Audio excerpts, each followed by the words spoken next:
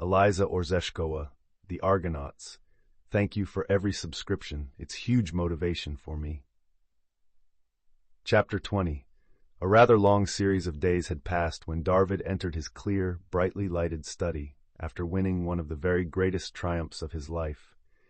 In the antechamber he had thrown into the hands of a footman, not his fur, but a somewhat light overcoat, for that day, which for him had been lucky, was succeeded by a warm, spring evening.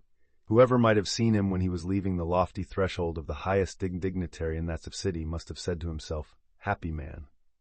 Though he had grown evidently thin during recent days, gladness and pride were beaming from his smile, from his eyes, from his serene forehead. He possessed now that for which he had striven long in vain. He held in his hand the colossal enterprise. Before him was a broad arena for iron toil and a great vein of gold. It is true that while making ready for that moment of triumph, he had spent days and nights like a Benedictine over piles of books and documents, calculating, combining, covering many folios of paper with arguments and figures. He had toiled immensely, thinking of nothing save the toil, and now, when he stood at his object as a conqueror, all people said, "He is happy." He had received a multitude of congratulations already. In the eyes of men he had read much admiration. He had just returned from a meeting where, by accurate and fluent speech, he had convinced and won over a numerous assembly of men of uncommon keenness and significance. Thus had he passed the day. Now, in the middle of the evening, he returned to his house, and when he had given the servant in attendance the brief command, "Receive no one," he asked, "Where is the little dog?" After that, he dropped into a deep armchair near the round table, and had the face, for a while, of a man who is waking from sleep. For a number of days he had been so buried in thought over this weighty enterprise, and that day from early morning he had been so absorbed by the feeling of that victory which he had won, that he had had no time to think of any other thing. Now, after a long time, in the first moment of inactivity which had fallen to him, he felt as if waking from sleep, and he was brought to thinking by the question, "Well, what is it for?" Just this question was to him at that moment reality, while every other thing was accomplished by the power of habit. He had toiled, calculated, triumphed, just as a round body rolls over an inclined plane by the force of acquired motion. Under this surface life, which had been the one which he had led so long exclusively, was now another one which seized a continually increasing area. This new life, a mystery to every other man, had become for him more tangible than the entire visible universe. Out of it was growing an irresistible, importunate riddle, enclosed in the brief words, "What for?" These two brief words kept returning to his mind during every moment of rest, so that hours of noise and movement seemed to him a dream, and only those two words, unceasingly recurrent, the one true reality over which there was reason to be anxious. Why had he taken on his head and hands this new burden of toil which was greater than all the others? Why, in general, this climbing a sky-touching ladder with exertion of all his strength of nerve and brain? To what kind of heaven could he climb upon that ladder? New profits, ever-increasing wealth, but he had ceased to desire these. Although that seemed marvelous to the man himself, he had ceased really. Why? Did he own little? He was the possessor of enormously much. He had never been of those who make a golden chariot so as to sit in it with the Contes and with Bacchus. But pride? He laughed. Yes, pride, but that was before he had known, intimately, those giants who sit in various corners of the earth. He knows them now, he knows what they can do, and he knows his own power. Why toil? What for? But his worth, that worth which people esteem so immensely that they almost cast themselves at his feet, or do they cast themselves before his golden chariot? For if that chariot were to shoot away from under him, would he retain the title of modern Cid, Titan, superhuman? It was wonderful with what clearness he saw then Marion, sitting in that chair, and how distinctly he heard his voice inquiring, "What is the object of your toil, father?" The object, that decides everything. What was the object? Of course, not this world's salvation. He laughed again. What cause was there for long thought here? His object had been to win new profits continually, to gain ever-increasing wealth, and now, since he had ceased to desire these, the question was, what for? But the genius of that Marion with his questions. He had gone down so deeply into his father's being that those questions remained there and continued their inquisitorial labor. A beautiful and genial fellow, a young prince, almost a sage. But what does that signify if he lacks something? What is it that he lacks, and so lacks that he is as if he had nothing? What is it that he lacks? With a slow movement, in which weariness was evident, Darvid turned his head toward the desk, which was lighted abundantly with tapers burning on lofty candlesticks. What did those candlesticks bring to his mind? Ah, yes, he remembers. On a time he gave one of them, in the inner drawing-room, to Kara, so that the candle burning in it might light the way to her. He remembers how her slender arm bent beneath its weight when her small hand took it, and how beautifully the flame of the candle was reflected in the dark pupils gazing at him with such what? With such exaltation. But how wonderful, how intense was his happiness when that child lived and loved him as she did. That was his only happiness. Then, holding the light in the heavy candlestick straight on before her rosy face, she went on into the darkness. Again he looked around, not with a wearied movement as before, but abruptly. He looked around at the door beyond which thick darkness was hiding, impenetrably, a series of drawing-rooms. This darkness was like a black wall outside the door. Along Darvid's shoulders ran a movement of the skin, the same as a man feels when something heavy from behind is placed upon his shoulders, or rides onto him. That black wall, in which an enchanted row of empty drawing-rooms stood silent, seemed to put itself down on him. But again he looked toward the desk. There, among a multitude of papers, lay a letter from Marion, received many days before. Darvid had not destroyed or put away this letter, and not knowing himself the reason why, had left it on the desk there. The letter, in that great study, appeared definitely with its white color on the green of the malachite writing utensils. Moreover, it was not a letter, a number of lines merely. He had written that, wishing to spare his father and himself a new personal interview. He gives notice, in writing, of his trip to America. But as he is slow to write letters, he confines himself to a few words. Since an incomprehensible lack of logic in directing his life had forced him to become a laborer, he desired to choose the field and the manner according to his own individuality. He had turned his personal property into money. This had brought him a considerable sum. He had borrowed another sum. He did not ask pardon for acting thus, since this borrowing was the natural outcome of a position of which he was not the cause, but on the contrary the victim. He makes no reproaches, since he is ever of opinion that all such things as offenses and services, crimes and virtues, are soup prepared from the bones of great-grandfathers, and served in painted pots to Arcadians. All this was concluded with a compliment which was smooth, rounded, exquisite as to style, plan, and execution. Lack of logic. Those three words had fixed themselves in Darvid's memory, and after the words "what for" appeared in it most frequently. Could they really relate to him? Had he in fact committed an error in logic? Yes, it seemed so.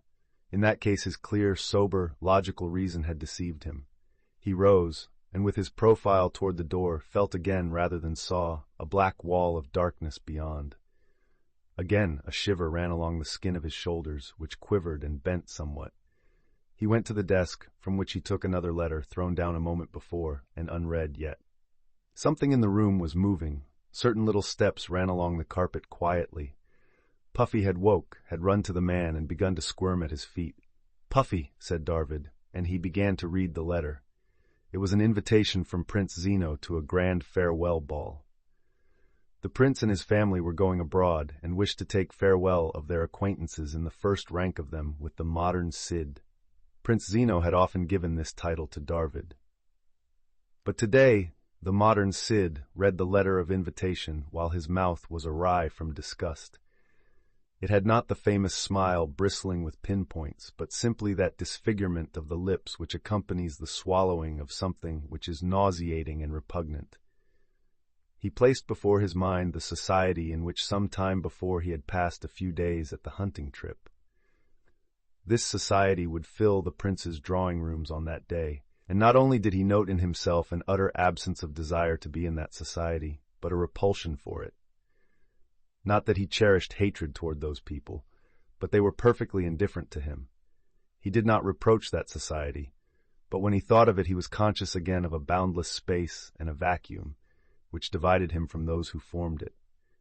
He imagined to himself Prince Zeno's drawing rooms filled with faces, costumes, conversations, card tables, and it seemed to him that it all existed at an immense distance, on the other side of a space that was infinite and empty. On one edge of this space was he, on the other were they. Between him and them lay a vacuum, no bond between them, not even one as slender as a spider web. In the midst of the lofty chamber, above the round table, burned the lamp with a great and calm light. On the desk, in massive candlesticks, burned candles. In that abundant light, Darvid stood near the desk, with bent shoulders, a number of wrinkles between his brows, his face inclined low toward the paper which he held in his hand. At his feet, on the rug, like a tiny statue, sat the motionless Puffy.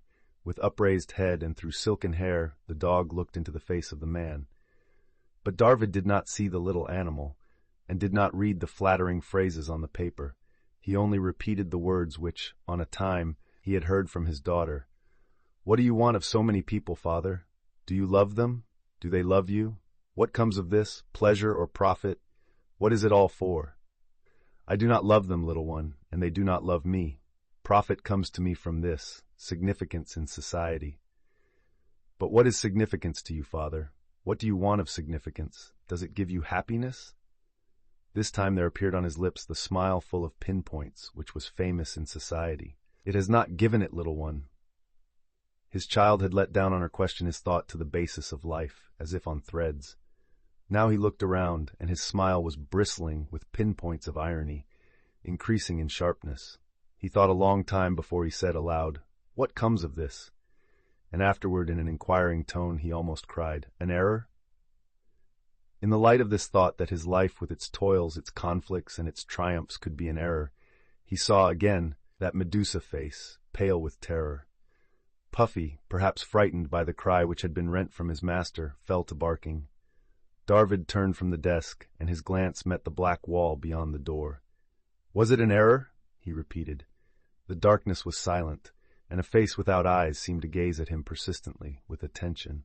He moved forward a few steps quickly, and pressed the bell knob. To the incoming servant he indicated the door, and said, "Light up the drawing rooms."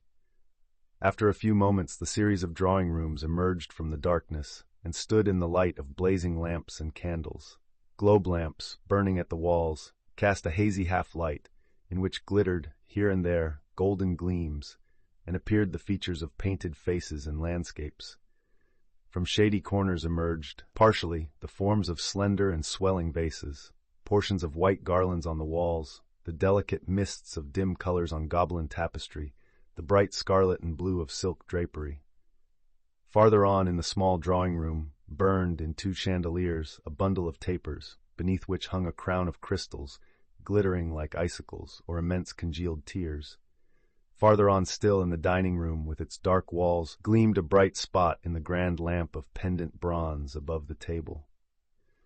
This point seemed very distant from Darvid's study, but on the whole expanse which divided him from it, there was neither voice nor sound. There was nothing living.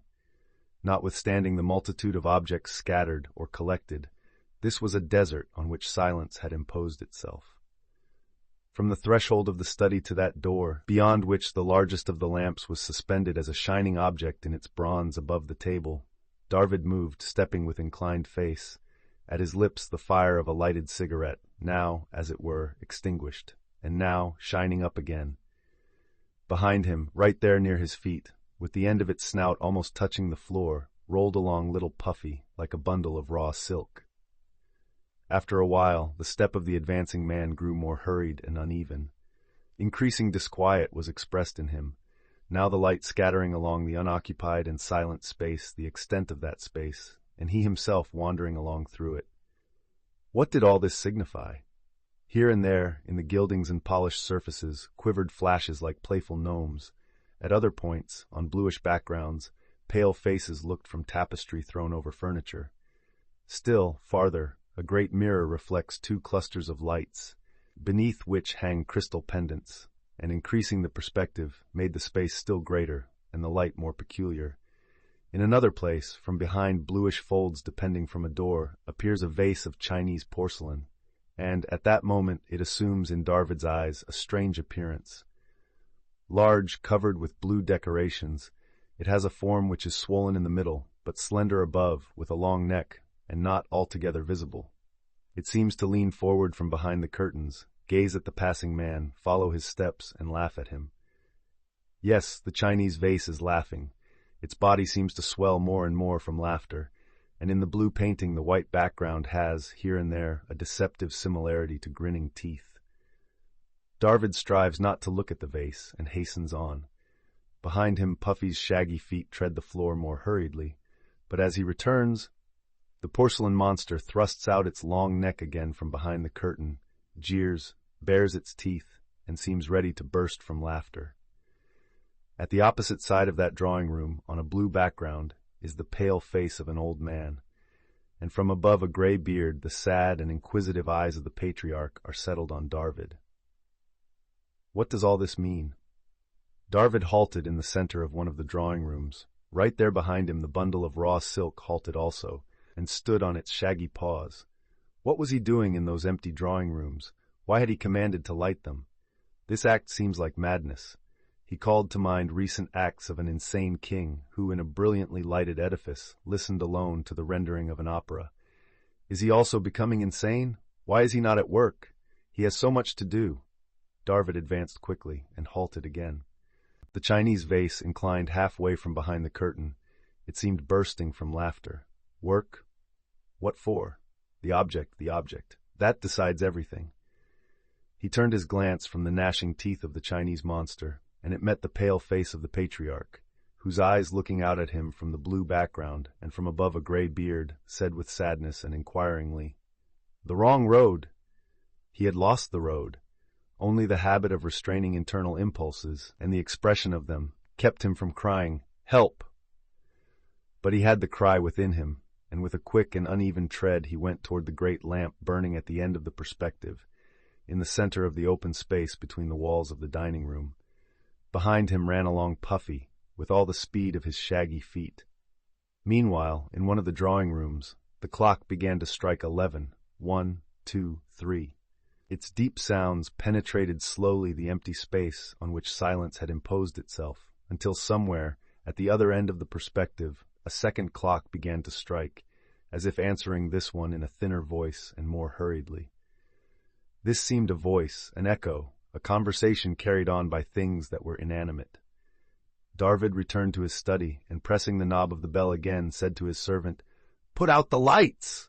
He sat in one of the armchairs at the round table, and felt an unspeakable weariness from the crown of his head to his feet. Some light body sprang to his knee. He placed his hand on the silky coat of the creature nestling up to him, and said, "Puffy." He considered that he must renounce absolutely that colossal affair, to obtain which he had struggled so long, because strength, and especially desire for such immense toil, seemed to fail him. He was so tired. But if he abandons toil, what will he do?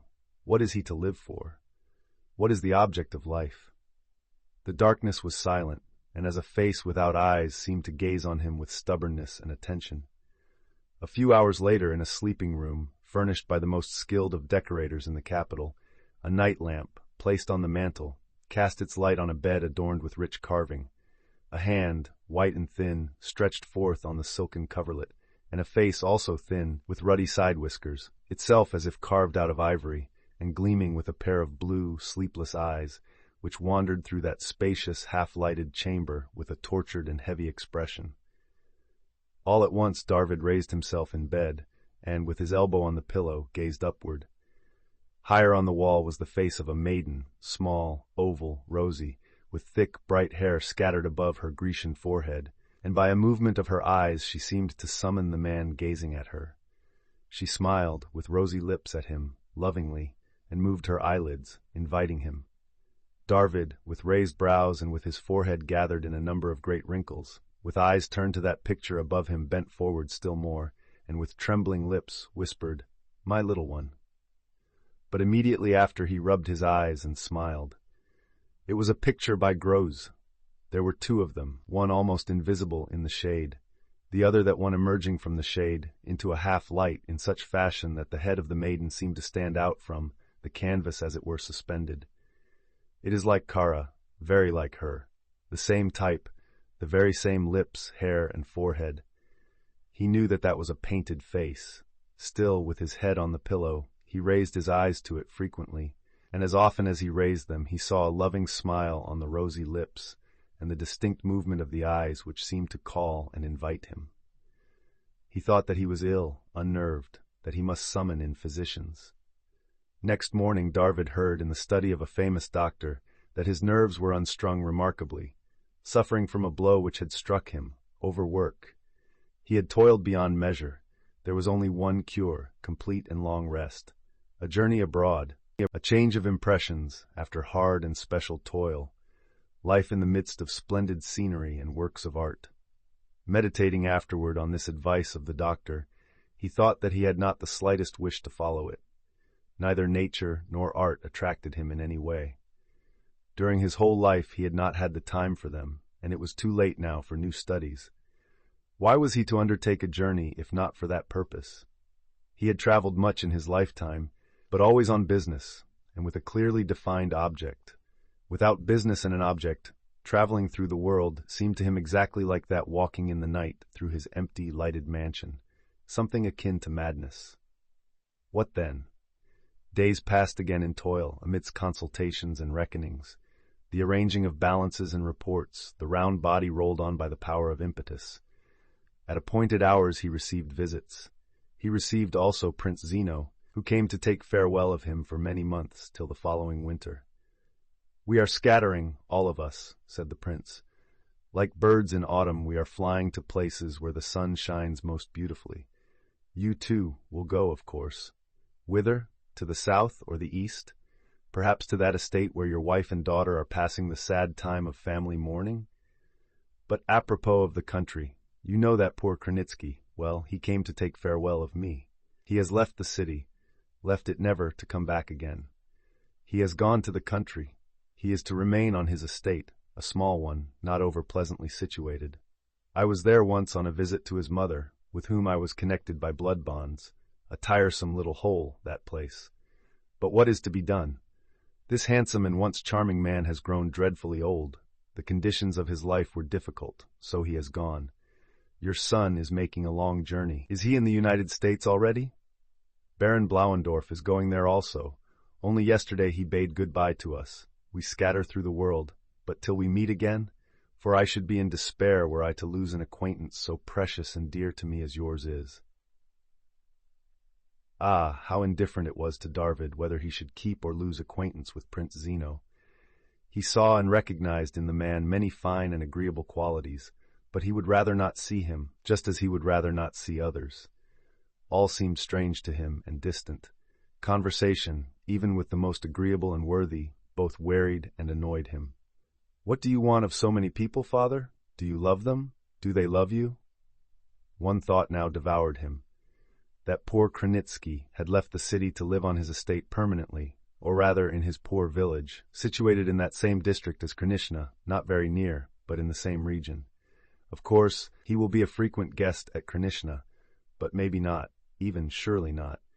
Indeed, she had broken with him, and in truth, she felt immense shame and pain. He laughed. A penitent Magdalene, he finished with the thought. Unhappy woman. But what more had he to do that day? Ah, he had an appointment to meet that young sculptor at the cemetery toward evening, and agree on a monument for Kara. That was to be a monument of great cost and beauty, a mountain of gold above the little one.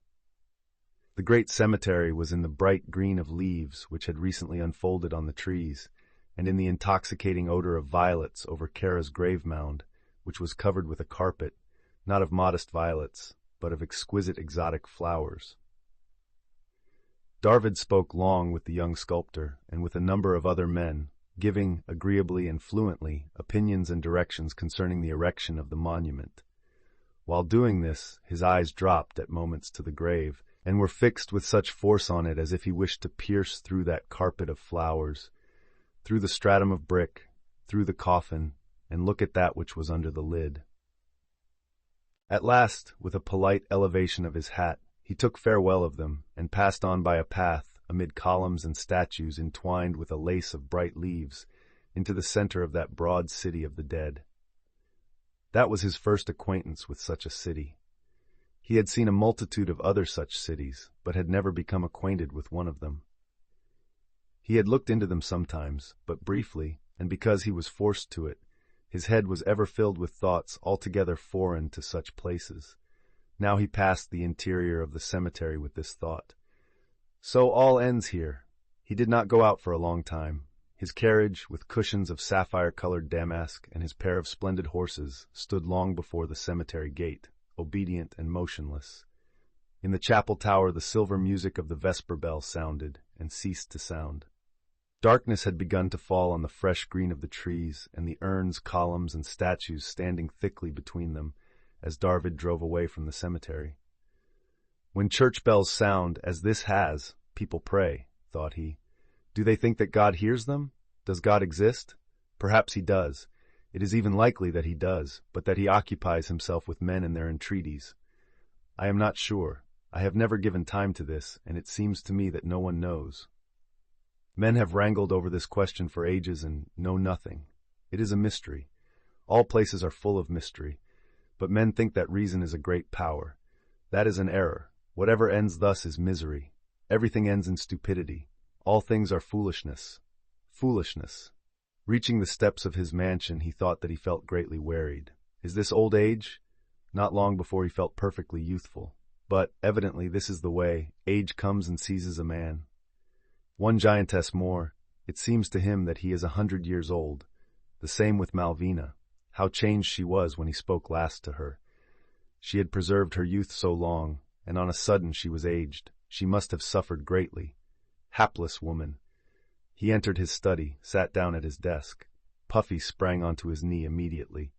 He put one hand on the coat of the little dog, and with the other opened a drawer, looked into it, pushed the drawer back, and, resting comfortably against the arms of the chair, gazed into space with a fixed, torpid look.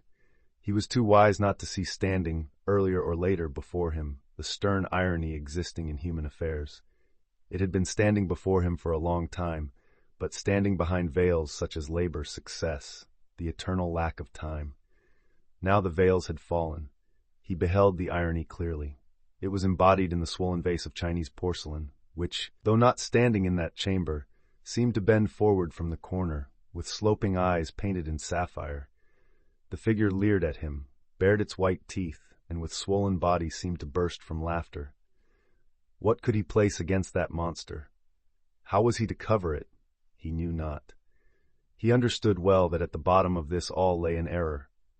On the road of life there was something which he had not noted, something which he had not recognized. He had let something slip from his hands, which still were so rapacious. He, an architect, observing with mighty diligence the law of equilibrium in buildings reared by him, had not preserved that equilibrium in his own house, so that now it was hard for him to dwell there, and he wished to depart from it. When he goes, it will be better for all, better for him and for them. That unhappy woman will be free and may become happy. Marion will return from the end of the earth to receive his inheritance, if for no other reason. Irene will reappear in society. Irene, what a strange character, so deeply tender and so insolent. How savagely she hurled at him the word vileness. But she was right. He had committed that moment a vile act, just as in general he was forced to commit many follies, but useless cruelty will give reward. Irene will learn that he was not so. No, neither she nor anyone will know the nature of his act. He raised his head, in which he felt once more an access of pride. No, he will not give account of his motives to anyone, nor confess on his knees like a penitent sinner, nor will he take the pose of a hero. Let them think what they like. How can that concern him? Nothing concerns him. By chance he raised his eyes and saw, hanging in the air, the face of a maiden, oval, rosy, and bright-haired, which smiled at him lovingly, and made a clear motion, inviting him. Grose's picture was not there, still the vision was present. With eyes raised toward it, Darvid smiled. Yes, little one, quickly. He took a pen and began a telegram to Irene. He penned the address and then wrote, Come as quickly as possible for Puffy. He put the pen down, rang, and told the footman to send the telegram immediately. Then, passing his hand over the coat of the sleeping little dog, he sat long, sunk in thought. The world appeared before him with all that he had ever seen, owned, or used in it. Countries, cities, nations, their dwellings and languages, banks, exchanges, markets, offices, noise, throngs, struggles, horse races, movements, uproar, life. This vision did not halt there before him, but sailed away, as it were, on a giant river, ever farther from him, farther till it was on the opposite shore of a great space, entirely cut off and entirely indifferent. When he considered that he might spring over that space and mingle again in all those things, repulsion came on him, and also fear. He shook his head in refusal, and said to himself, "I do not want them." He was very calm. An expression of happiness began to spread over his features. If anyone had seized him then and tried to hurl him to the side of that broad space on which this life is situated, he would have resisted with all his might, and if need be, would have begged to remain on that other side. He looked up and smiled. "Now, my little one, I am coming." He opened the drawer.